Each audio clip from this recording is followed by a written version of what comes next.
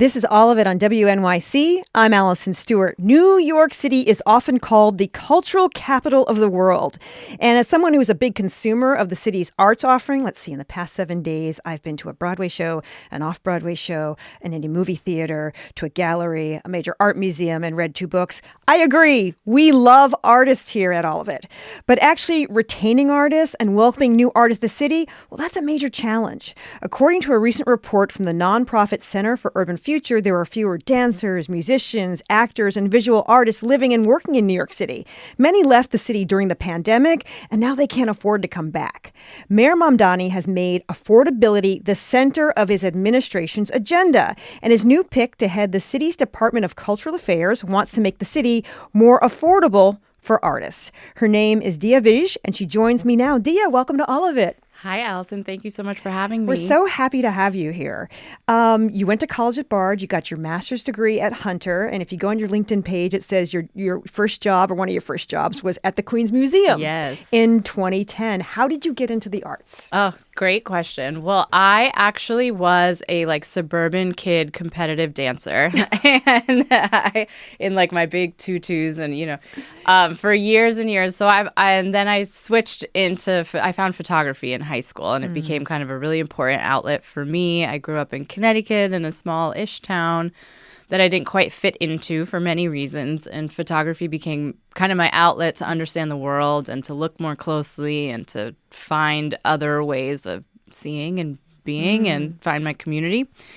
From there I went to Bard College, studied photography and politics, and I got a curatorial fellowship at the Queens Museum in 2010. And that really changed my life.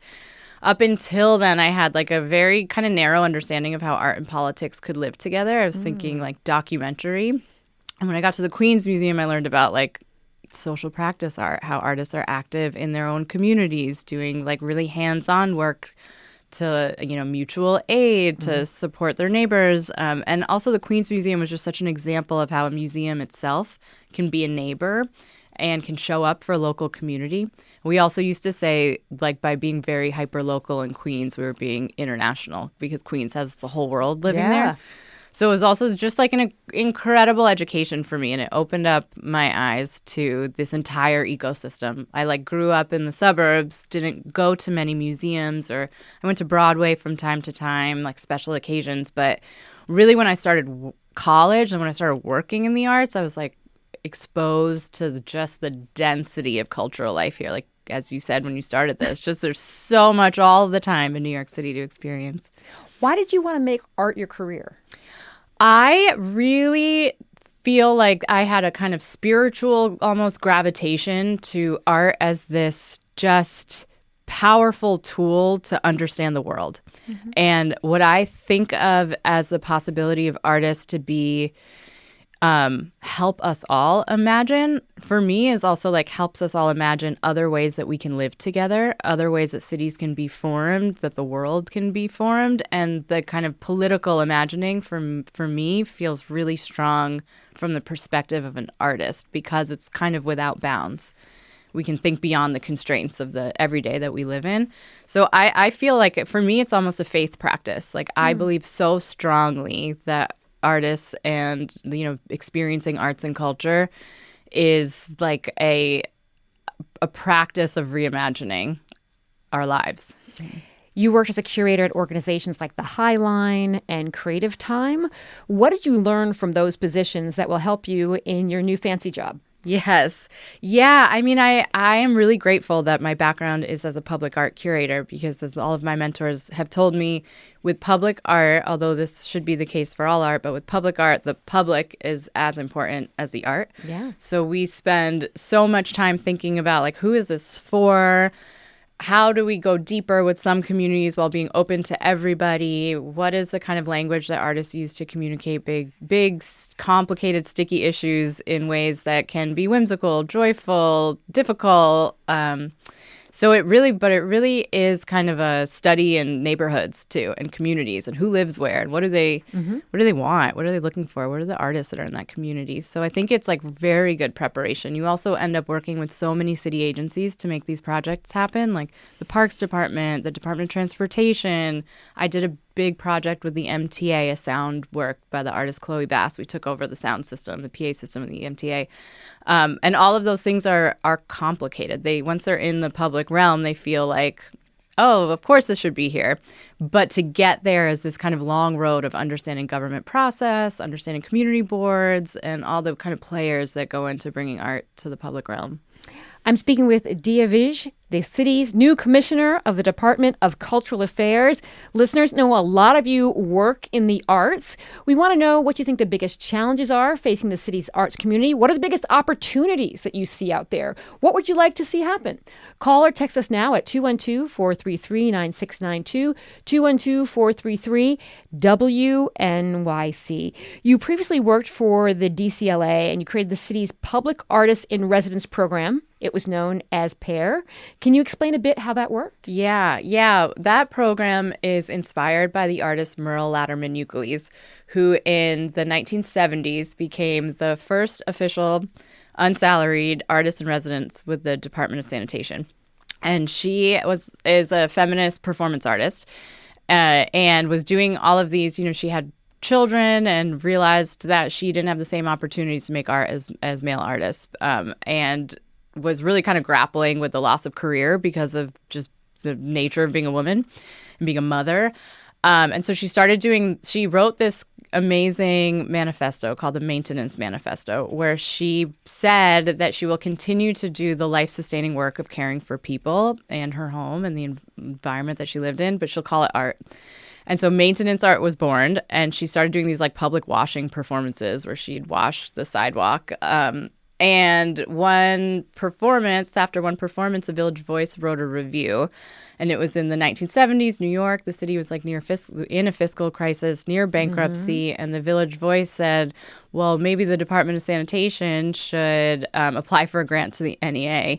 And like the next day, the Commissioner of Sanitation called Merle and said, how would you like to make art with the biggest maintenance department in the world? And she's like, I'll be right there. And so I was actually writing my graduate thesis, my master's thesis on her work when I was working at the Department of Cultural Affairs the first time under then Commissioner Tom Finkelpearl, who had been a curator of her work and in community with her also. And in 1985, she wrote a memo to the then mayor saying that there should be a public artist in residence, or PAIR, in every city agency. And we decided to try to make it happen. So the program still exists today. It's over 10 years old, and we put artists in residence with different city agencies to kind of think about an entire system and how they might use their collaborative practice or their political practice to address some of the issues or the challenges that communities are facing. It's interesting because on PAIR's website it says PAIR is based on the premise that artists are creative problem solvers. What problems do you think artists can solve? Can you give me an example maybe?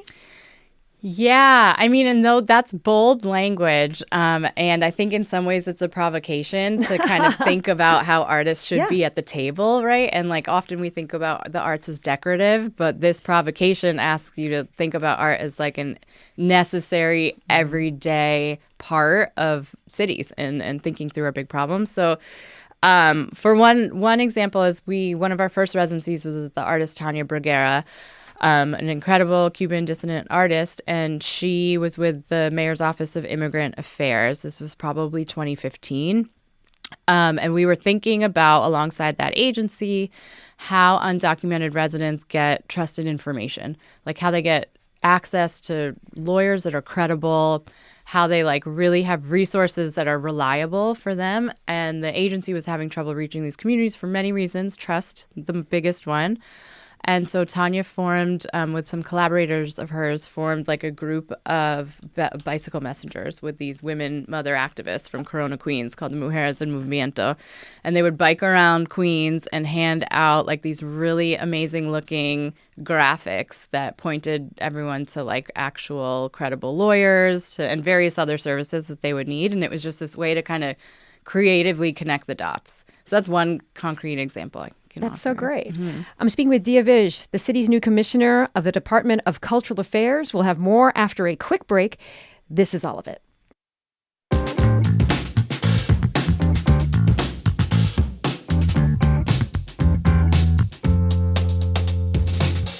You're listening to All of It on WNYC. I'm Allison Stewart. In studio with me is Dia Vij, the city's new commissioner of the Department of Cultural Affairs. If you would like to call in, art listeners, listeners who make art, listeners who enjoy art, what do you think are the biggest challenges facing the city's arts community? What are the biggest opportunities that you see out there? What would you like to see happen? Our number is 212-433-9692, 212-433 WNYC. I'll ask you those questions. What are the biggest opportunities that you see out there, Dia? Yeah, I mean, I think both of those questions are actually deeply linked, that we're in this moment of kind of intense crisis in the field, that there's like multiple things happening. Philanthropy is contracting. We're in an uneven COVID recovery, which is hitting theater and visual arts differently, but hitting them. And the cost of living is just going up and up and up, and we're in an affordability crisis in the city. It's getting increasingly hard for artists to live here and also for cultural workers to live here. As you said in the beginning of this segment, artists are leaving. Almost 18% of dancers have left already since COVID. That's a huge problem. Because the challenges are so big, there is a lot of energy around figuring out how we solve them and how we kind of implement big, bold ideas to do so. So something that I'm particularly excited about with this administration is that arts and culture is under the Deputy Mayor for Economic Justice.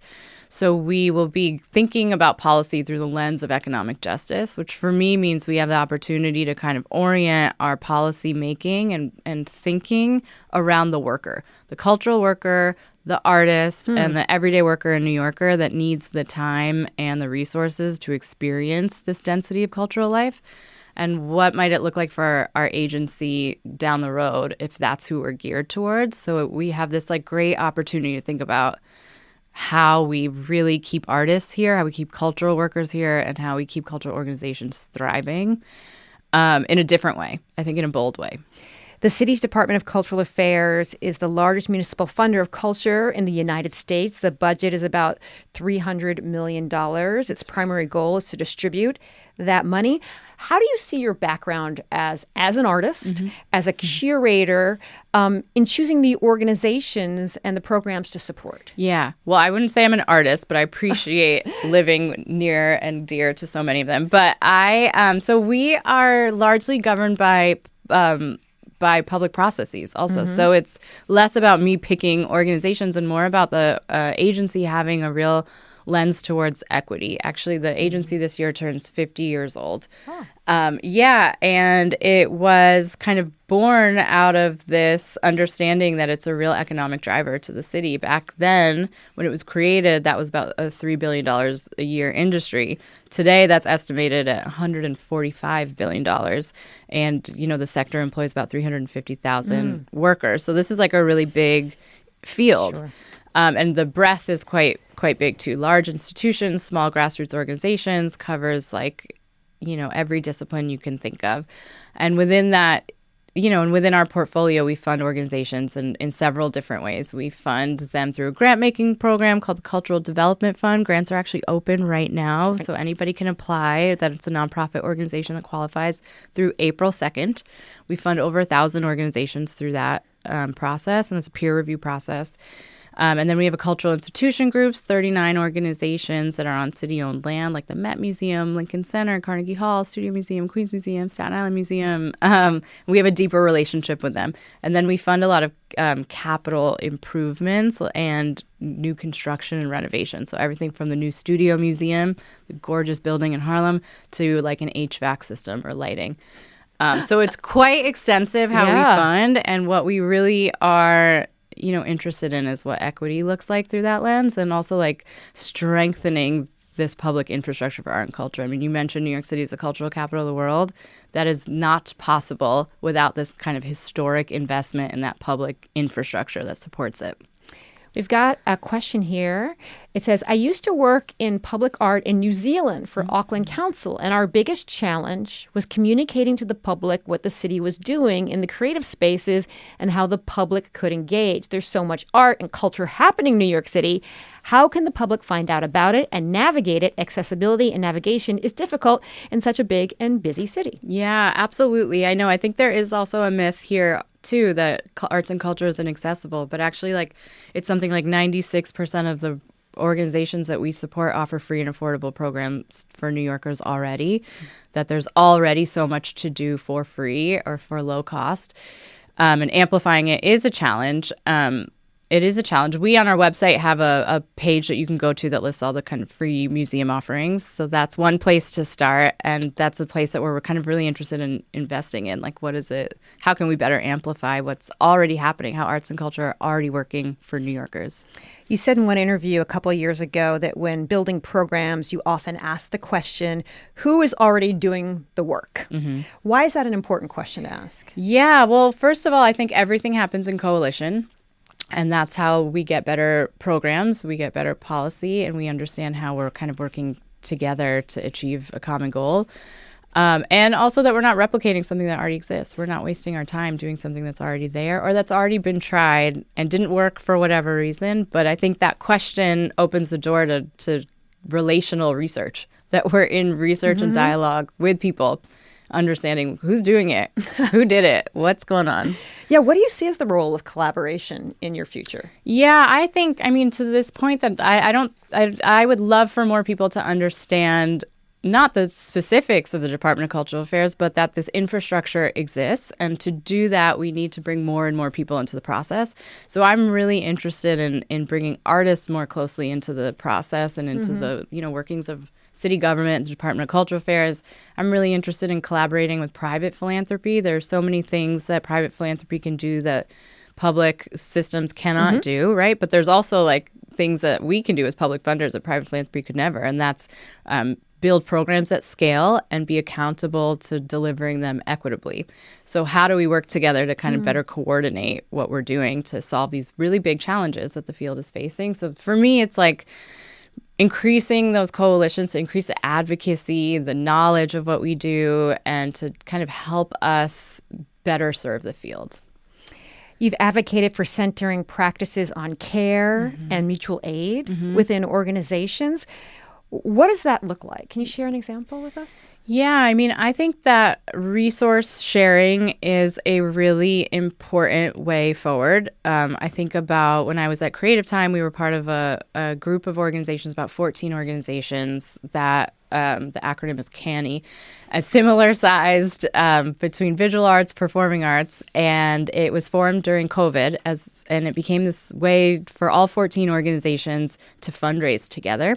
So it might be really hard for one individually because of capacity reasons or because their profile isn't as big, but all 14 together, we were able to raise quite a bit of money through that. And then it's become this kind of peer network. So on a structural level, I think that kind of thinking is really interesting. And then on a, artists are constantly in mutual aid. They just are. They dance in each other's performances. They help each other out with their projects. They're bartering all the time. They're sharing resources that they know how to make a way out of no way, Yeah. And it's based on that kind of idea of mutual aid, but also really a care for each other's practices and wanting to show up for each other. And I think organizations have an opportunity to kind of replicate that.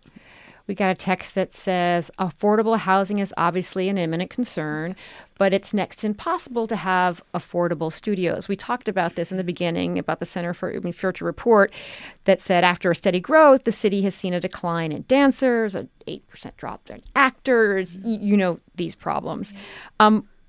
What do you see as the problems facing the creative economy in New York City? Yeah, I think affordable workspace is a really important point, and that means studios for artists. It means rehearsal space. It means stages where theater makers and dancers can produce independent plays and productions. It means recording studios. It means filmmaking space. It's kind of the giving artists the tools for free or for below market rate to actually be able to make work in the city that they live in is kind of step one to having artists be able to live here. Housing, absolutely. Increasing an affordable housing stock means more housing for artists. And really thinking about what, meaningful support looks like on a financial level, too, to individual artists and workers. What makes you hopeful when you think about artists? Are we at a turning point when we have to do something, anything? I'm just curious what gets you up in the morning, gets you to the office. Yeah, I mean, I have all the faith in the world that no matter what the conditions, artists will have the audacity to metabolize the world and make the work that they need to make. The question is, can the industry hold it? And can the industry hold it because of the financial precarity of the industry, and also because of rising threats of authoritarianism means a crackdown on the limits of public expression. Can the industry hold it, artistic freedom, even when it gets tricky? And do they have the financial capacity to take those big risks? So the question for me is not about artists at all. They will always make art. It's does the infrastructure support what they're doing? Are there ways that the DCLA and cultural organizations in the city can collaborate with other agencies and other organizations to drive the priorities of this administration? It's a great question. There are so many amazing advocacy groups that exist within the arts. I'm as I said, a coalition builder, and I love that this mayor has a politics of listening that I hope to also implement and bring to our agency. So there will be plenty of opportunities for us to be in dialogue and conversation with artists and cultural workers in the field to hear all of these great ideas that people have. I think it's going to take all of us thinking together. Where were you when you got the call about the job? Oh, it's actually such a good question. I had gone back to India to see my family after almost 20 years. And I was, and I was kind of in the interview process during that time. So I was having a very surreal experience reconnecting with family and being in these spaces I hadn't been in so long. And then also having this life-changing interview experience. So it felt also really surreal and profound. Why did you want the job? I wanted the job because, so many New Yorkers, I am deeply energized by this administration. I feel like more people than ever are talking about city government, are thinking about how our government can better work for us, and are interested in these big, bold ideas to solve these problems, and aren't afraid to say them, to try to do them. If it doesn't work, try something else. And that orientation and that clear argument that we need to address the affordability crisis in the city really drove me to take this job. I think this administration offers a lot of possibility that I'm excited to dive into. If someone's listening to this and thinking this sounds really great, but how are they going to do it? What's your first step? Yeah, I mean, the city is filled with experts already, including my team. We have a really incredible team at the Department of Cultural Affairs that is so in the weeds of what this has looked like and continues to look like. Mm-hmm. So number one is tapping into the expertise that already exists within, but also within the field. There are so many amazing solutions. You mentioned Center for Urban Futures. There's just a lot of people that have been doing really good data-oriented work around how to move the needle on these issues. So it seems possible, but actually there's a lot of solutions already out there. It's just a matter of having the guts to try them.